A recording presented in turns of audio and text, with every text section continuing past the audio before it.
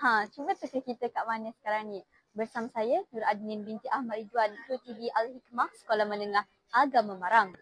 Pada hari ini, saya berada di Sektor Sumber Teknologi Pendidikan Marang bagi program IRIT tahun 2025. Mari sama-sama kita saksikan.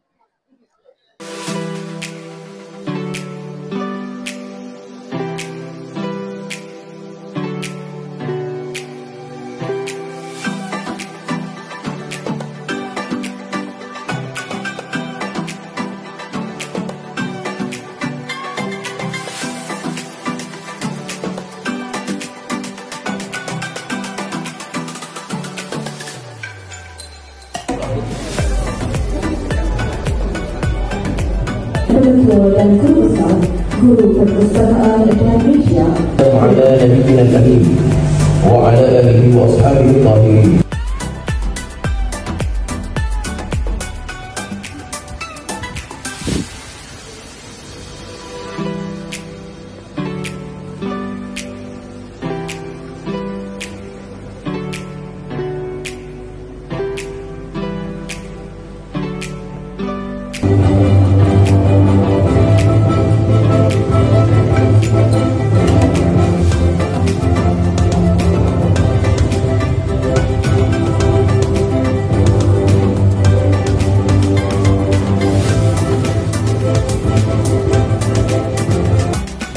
Ketua Penolong Pengarah Kanan dan Ketua Penolong Pengarah Jabatan.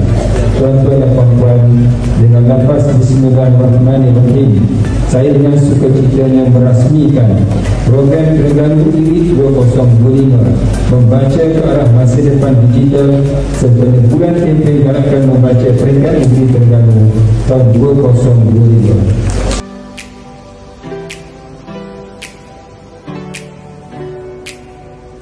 Waktu terus berlalu, namun di antara titik itu ada titik yang berbeda.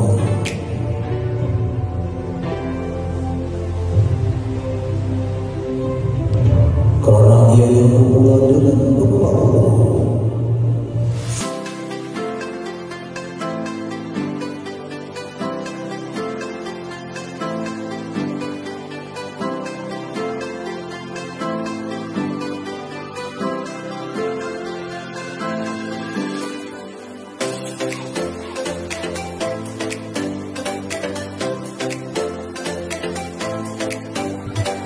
Baiklah, bersama saya sekarang salah seorang peserta daripada SMA Marang.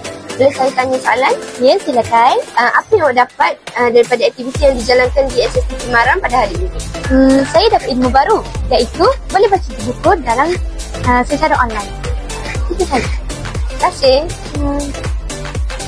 Menarik tak episod kita hari ini? Kalau korang nak tahu selanjutnya, nantikan episod kita yang kedua pada hari esok. Setakat itu saja episod kita pada kali ini. Saya, Nur Alibati Syarahan, KTV Al-Hikmah Sekolah Menengah Agama Marang. TV Al-Hikmah, saluran penjana transformasi anda.